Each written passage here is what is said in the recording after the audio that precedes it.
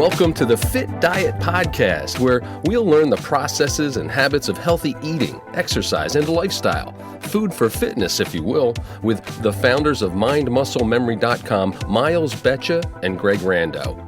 Miles' expertise with programs and coaching have led him to training thousands of clients all over for the past 2 decades with enormous success, and he's dedicated himself to transforming the course of fitness and health for many. And his partner, Greg Rando, has his own unique skill set as a professional in the world of bodybuilding, with the ability to teach and inspire all he comes in contact with. Join me now as we discover the secrets of sticky fiber and proper habits and how to implement the MindMuscleMemory.com lifestyle. Welcome in and thanks for listening. Hello and welcome to the Fit Diet Podcast. And we are going to congratulate our co-host, our co-founder, Greg Rando, IFBB professional bodybuilder, on his first place victory over the weekend. Greg, congratulations, man. Well deserved. Well, yeah, big congratulations. Appreciate it. Excellent. Individual sport, but team effort, So thanks, Miles, for all your input and feedback. And so welcome, Greg. You did an amazing job. Excellent. You definitely did. Today we are going to discuss another topic that's authored by Miles Betcha, the other co-host. You heard Greg just mention his name, from MindMuscleMemory.com, and it's on the blog. You can find this article. It's called essentially How We Move Matters. It's the difference between success and injury. And, I'm sure that we all know how important it is exercising is, especially as we continue to have birthdays, like when we get up around that half-century mark, age 50. Whether you are going to the gym or exercising at home, some things are a must. And many personal trainers and fitness professionals preach cardio and strength training, and they aren't wrong. But are they telling you or telling us everything you need to know or we need to know? Guys, what do you think? Evidently not. Well, it is. It's like a little bit of a catch-22, because you do want to do the cardio, you do want to do the strength training, but what's not happening a lot of times is how it has to all add together, how the muscle movements have to be done, and I somewhat always like to refer right back to the studies way back when, the YMCA studies, that there was a certain pace that was done. It was, I don't know if you remember being taught that, it was 2 seconds on the lift and 3 or 4 seconds on the lowering. So it was like a certain pace you always had to do the strength training in that original YMCA study back in the 70s. And the movement pattern matters. And by just doing exercise, if you don't have the right intensity, if you don't have the right muscle pattern, then you're missing out on the whole vital component of doing it properly and making it get the best out of it. For instance, if someone's doing a bench press, they want to exert on the positive 2 seconds upward and then bring it down slowly on the negative 4 seconds, according to the YMCA, correct? Yes. Yep. Okay. And they found that was most successful.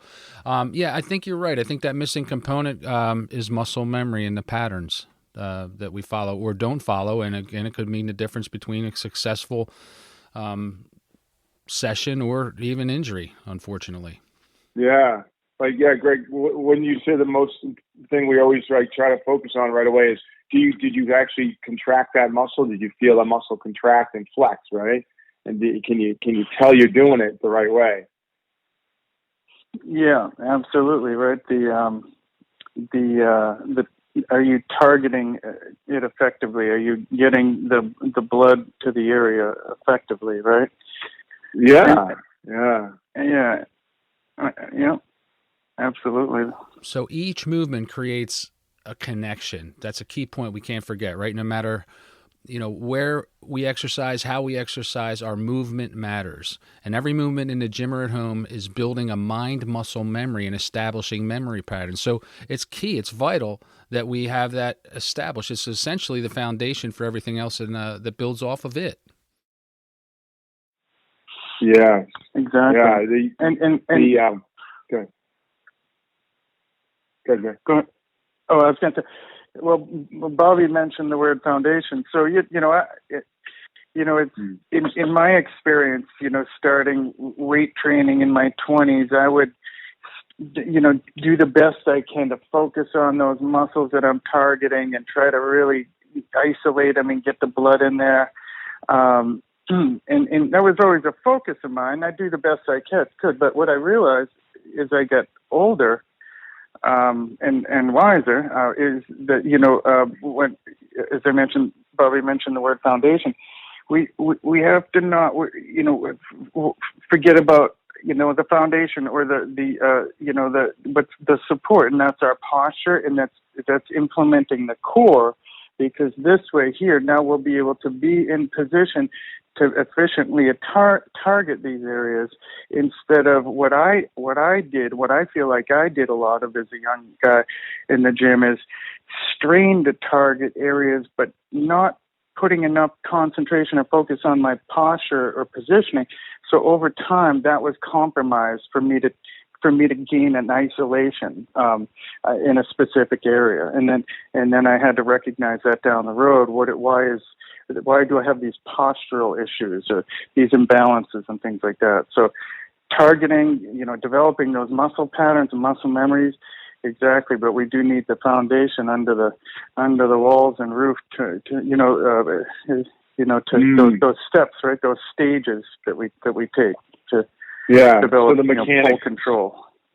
So the mechanics actually made it so that, like you said, maybe you start to feel stress in the wrong areas, or like your posture, something was straining something else, a shoulder or a hip or something like that, because the mechanics weren't as good as they could be from the core.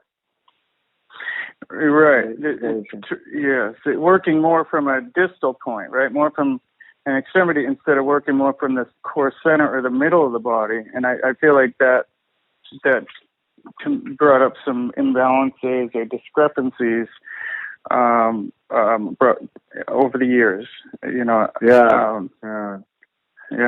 Since learning all that, and having to go through, you've explained it a couple of times of how you have somebody fairly new learn how to put their posture in there first, right? And can you bring us through that a little bit, like how you have somebody position their core first before they start moving outward? Yeah, before we sit down and do anything, or stand for that matter, I first talk about our posture and correcting the spine and the hip position, the scapula position, so we can implement that core and connect the core and support the body with the core, which will support balance, right? Will help to prevent imbalances and tendencies of using our strong side instead of our weak side, because we're more balanced through our center, and we're going to be able to develop those patterns between our mind and our muscle to move consistently and smoothly, and that'll be that much easier when our foundation's correct and our positions are correct. And these postures are important when we're doing exercises, exactly because I know personally, but also when I teach it, the feedback is that it's difficult to maintain a certain scapular position or shoulder blade position, or maintain a certain hip position that will activate the core if our posture is not correct, right? And when we get to 50, let's face it, different issues in life and challenges, not only physical, they lead to imbalances and discrepancies and things like that. And before we know it, we have to try to identify those things so they don't get worse. Sure, I like it. it. So that's why this posture. That's why particularly as a trainer, we want to make sure that we don't add to what may already be existing in terms of weak stability, weak core position, or a strained area. And that can all usually be, sort of alleviated, minimized, and actually reversed. And we see it all the time. where people get the right posture, implement their core, then they target efficiently. They're bringing those muscles to the correct range that's really therapeutic. It's a nice stretch. It's a nice contraction instead of a stress, a strain where there's not really a nice full range, not a big range, but a complete range. So the muscles under tension and stress the whole time instead of being stretched and contracted. Mm-hmm. So it's really just so important throughout, right? Yeah, it would help with the tendons, and when we're out of balance, we like you say, Greg, it's you overcompensate, and then the joints, the tendons, even things of that nature suffer the consequence. So it's never too late to improve our movement and mechanics, is what you're saying.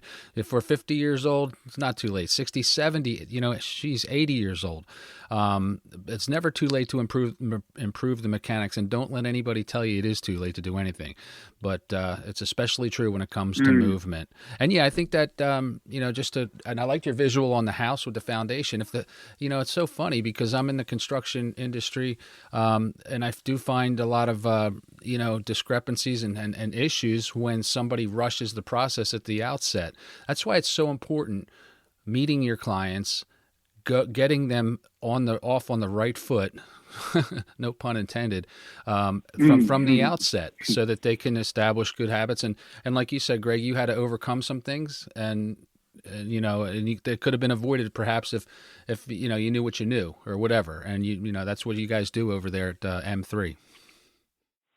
Well, yeah, and it's like Greg said, and we wrote in the article too. It's about like sort of being intentional.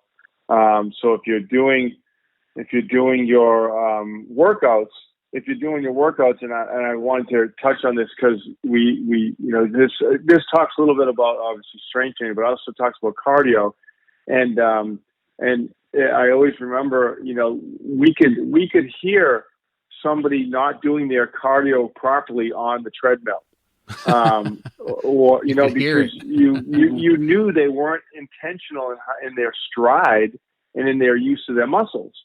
So if you watch, especially the treadmill kind of picks up because you can hear the foot the footwork, yeah, and whether it's a slapping on there or just a strange sound. Yeah, they're reaching too far. So, be intentional with that cardio. Make your body hold proper posture. Use your muscles around your hips and then your hamstrings and thighs, calves properly. And it goes to whether you're doing a recumbent bike, a treadmill, elliptical. Your cardio is supposed to be done intentional and with a good, proper muscle mechanics and pattern. And because that can be fed, that's what's therapeutic, as you said, Greg, too. Even the cardio is therapeutic versus it can really be irritating, inflammatory, and hurt your joints if you do it unintentionally and you just sort of pound away on your joints. So I really wanted to pull it to that other side that on the cardio, because it always rang true when Greg would stand up. He said, "I'm going to have to go out, and I can't hear him on the treadmill doing that to his feet anymore." He's killing me. My feet are hurting just listening to his feet slap on the treadmill. Yeah. So you go out and say, let's try to be intentional on the treadmill. Let's work on working the incline maybe a little bit, do some intervals, be more intentional on how you're using your muscles. You're going to get further, more out of it. And it's certainly very vital to that cardio as well as the strength training, and it improves your mental focus is too. I know we didn't talk too much about it in this one, but I just want to touch on it quick. Is that when you do your workouts intentional, you feel yourself get your proper mechanics. You concentrate on your mechanics. Even for the moment, say a minute, 2 minutes, and then you kind of maybe lose it a little bit. Listening to music, things like that. But you're being very therapeutic with your mind, and it's super boost to your mind as well to feel yourself be strong with those muscles. Yep, it carries over into everyday life too, and some of the other things, fewer injuries as we're speaking about, but less pain, and who doesn't like less pain? I'm I'm anti-pain. And so integrate the mind, the intentionality, the exercises themselves from the core up. M3, reach out to the fellas here at the staff, and they can set you up with a program, individualized, customized, and get you on the good foot, as it were. You don't want to be the guy that's being, the nuisance in the gym, or the gal that's slapping her right foot with a bad gait. You know what? Do it intentionally, and these guys can put you on that right foot, on the good foot. So excellent stuff. So this is excellent stuff. Conclusive thing. And we just want to make sure that everybody's getting the most results possible. As we say, that with our main focus isn't anything more than making sure that everybody's getting the best results and being very satisfied with what they know, what they've learned, how they're going about in maintaining the strength and the muscle balance or the improved cardio that they have. So we just know you're going to get more results working through that foundation and building those muscle patterns and proper mechanics. So by all means, we want to help everybody who can. Absolutely, it's an investment, folks. I'm sorry, Greg. Go ahead. Exactly, it's an investment. Little development, little hills to climb.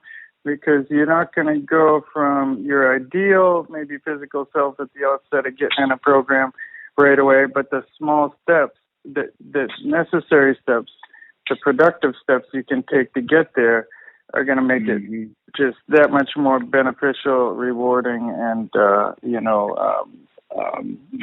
the end, right? Just that much more. You're going to have a lot more behavioral. A lot more skills, and it can be done for a long time, and if done properly. We always say the body's like a machine. If we treat it correctly, it'll get stronger. If we neglect it, or if we don't, treat it with good intention, it's going to break down. For sure. A ship collects barnacles when not at sea, right? So, it's an investment, and that's what we want to do, guys. We want to have you all invest in yourself. There's investing with the expectation of a return of that investment. And we want to see that in terms of lifestyle, mobility, quality of life, both mentally through intentionally working out, as well as physically with no pain or injury and having success. You can go in and spend time, which is the opposite of investing. You can spend your time, but that's just what it is. It's got no return on it. It's just frivolous in my estimation. So that's my 2 cents regarding, that's good, Bob. I think that you were wise for listening. You came to this channel not by accident. And something drew you here, and hopefully you're gleaning some outstanding nuggets from the two founders of MindMuscleMemory.com, Mr. Greg Rando and Miles Betcha. And I have been your host for this episode, and I'm Bobby Stein. And until next time, take good care, and thanks for listening.